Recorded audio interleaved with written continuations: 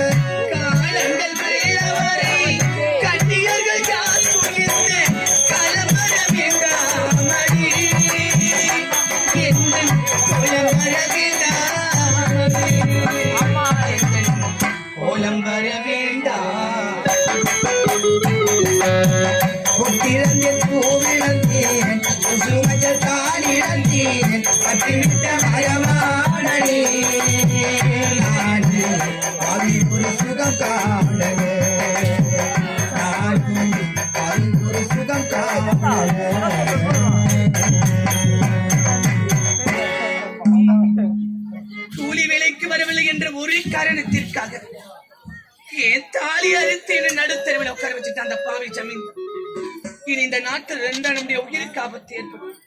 அதனால இனி இந்த முச்சந்தி கிராமத்துல யாருமே கூலி வேலைக்கு போக கூடாது. இந்த நாட்டை விட்டு வேற எங்கேயாவது போய் பிழைச்சுக்கலாம். இருக்கிற உயிரினாச்சு தப்பி பிழைச்சு வருவோம். இனி இந்த நாட்டுல குடிமக்கள் யாருமே இருக்க கூடாது. எங்கேயாவது போய் நாட்டை விட்டு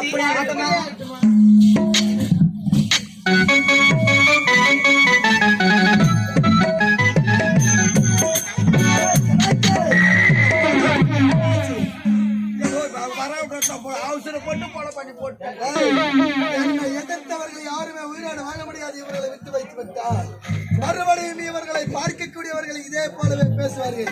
அதனால் கோபம் பிறந்தது எடுத்தேன் வாழை அவனை கொண்டு விட்டு விட்டேன். இறந்தவனை தவிர மற்றவர்களை அழைத்து வந்து அறுவடை பிடிக்க வேண்டும். இல்ல ஒரு ஆள் கூட கிடையாது. ஒரு ஆள் கூட இல்லை. ஆட்கள் கிடையாது. எங்கே சென்றார்கள்? நீ பாவம் அந்த பாவியை போட்டுட்டு அதை பார்த்து நம்மளையும் கொண்டு போறோம் சொல்லி நம்ம நாட்டு இருக்கிற மக்கள் எல்லாம் நம்ம நாடு விட்டு வெளியே போயிட்டாங்க. ஒரு நாள் கூட கிடையாது. ஒருவனை கொலை செய்ததால் இந்த நிலைமை நாளை நமக்கும் ஏற்படும் என்ற காரணத்தால் அனைவருமே நாட்டை விட்டு வெளியேறிவிட்டார்கள்.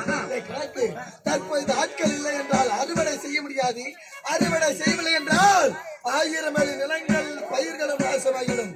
இதற்கு என்ன செய்வது என்று ஒன்றுமே புரியவில்லை. எனக்கு எப்போ இது பார்த்தாலும் தகுந்த நேரத்திலே தகுந்த ஆலோசனை உரைத்து என்னை மேலே மேலே அழைத்து செல்வோம் என்றால் அப்படி இருக்கு.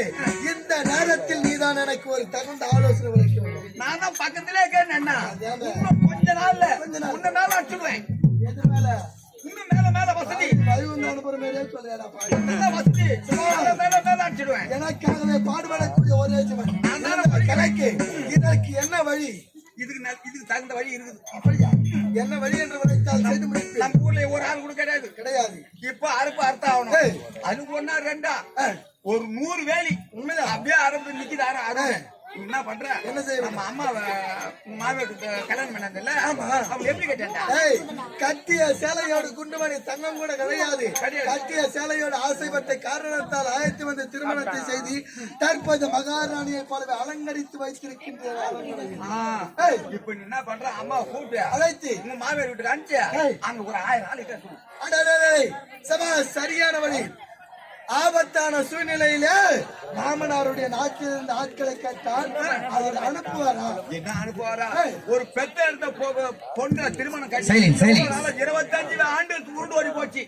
இது வெளியே அம்மா அவங்க வீட்டுக்கு போனது கிடையாது. இப்ப போன உடனே கல்யாண மனசு கூட கரைஞ்சிடும். எப்படி பெத்த பொண்ணு வந்து சொன்னா எப்ப எதோ சாதிக்க சரியான வழி. தற்போதைய மனைவி அழைத்து அனுப்புகின்றேன்.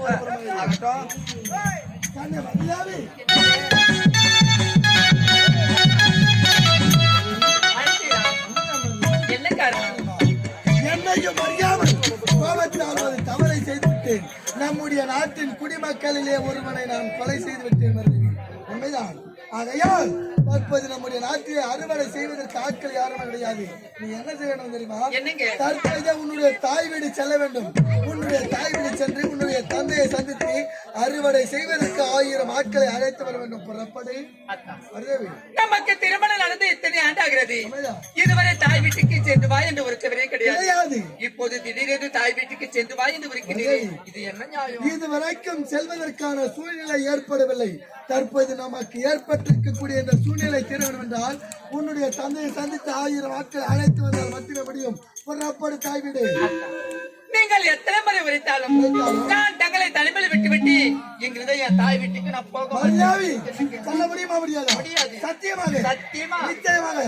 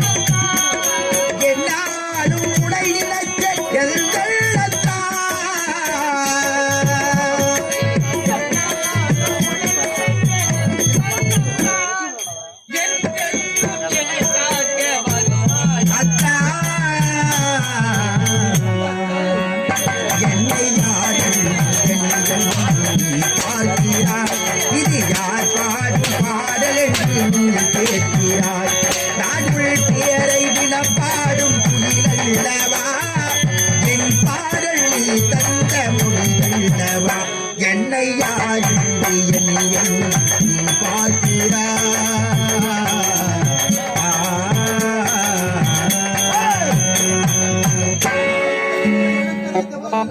போக முடியாது முடியாது என்று நினைக்கிறேன். போக முடியாது.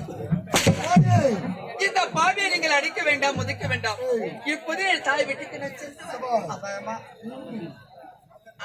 ஐயா சரி எது தப்பா நினைக்காத அருவப்பட்ட காயமும் அப்படி அடிச்சு அடி மாத்தம் அப்பு அம்மா அம்மா அப்ப நம்ம வேலை கேட்டு போதுமா நாளைக்கு அறுவடை அறுப்பு அப்படின்னு போதுமா நீ போயிட்டியா ஒரு 6 ஆளுக்கு வாயம்மா போமா சென்று ஆட்களை அழைத்து வருகின்ற வகைக்கும் நீ எப்போது வருவாய் வருவாய் என்று வழிமேல் விழிவைத்து உனக்காக நான் காத்திருப்பேன்.